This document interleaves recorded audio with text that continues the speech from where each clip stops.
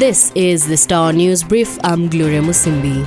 Prime Cabinet Secretary Musalia Mudavadi, once the de facto kingpin of Western Kenya politics, faces a political litmus test as the clock ticks down to the 2027 polls. Once a formidable political force in Western Kenya, Mudavadi now finds himself facing multiple threats from within and outside the Kenya Kwanza coalition. His status, enjoyed for almost 2 decades, is threatened by dissolution of his Amani National Congress, popular with the Luhya people, and its merger with President William Ruto's UDA party.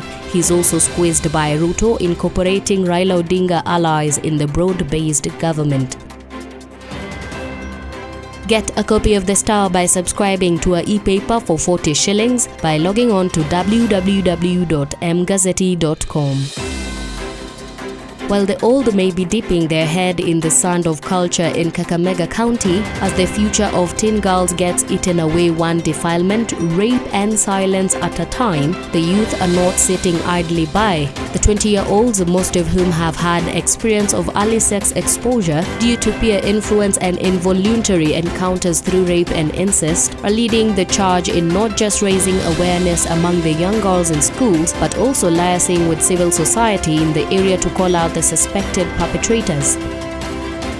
The possibility of a joint ticket for President William Ruto and veteran opposition leader Raila Odinga in the upcoming polls has sent shockwaves, with observers saying it has the potential to redefine the 2027 contest. Floated by seasoned politician and Eldama Ravine Member of Parliament Musa Sirma, the idea has triggered talks suggesting that the ODM boss could deputize Ruto in the next elections. This was said in the presence of Raila confidant and Energy Cabinet Secretary Opiyo Wandayi during the Kapie Meet last mile electrification project in Eldama Ravine.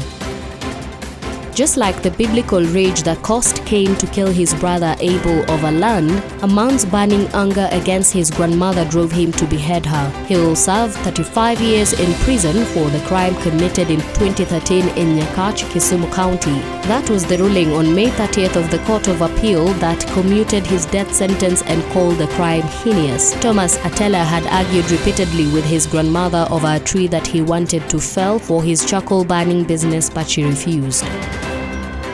When 25-year-old Vivian Odhiambo returned to Siaya County after dropping out of college, her options felt limited. She joined her mother in subsistence farming, scattering seeds by hand and harvesting just 50 kilograms of sorghum from a quarter-acre plot. With no steady income and a young child to care for, she realized that something had to change. The change came through the Drought-Tolerant Crops for Youth Jobs Creation program, which aims to scale the commercialization of drought-tolerant crop technologies to provide dignified and fulfilling work for 120,000 youth in rural Kenya.